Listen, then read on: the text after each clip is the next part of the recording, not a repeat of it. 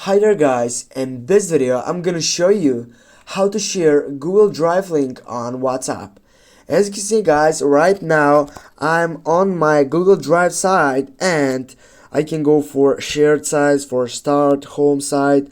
I need firstly to go and select some file that could be bring it into a link and shared into WhatsApp. For example, I'll go with this folder and I will go on the three dots right beside on the video. Then what you need to do, simply you can go and share it, and if you go for share you can share it just by getting a link through Google Drive.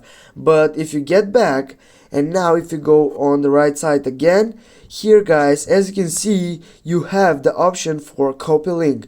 Just go that copy link, then go to the WhatsApp section, and when you're on the WhatsApp, go select the chat. For example, we will go with this chat, then go edit, paste, and just send it.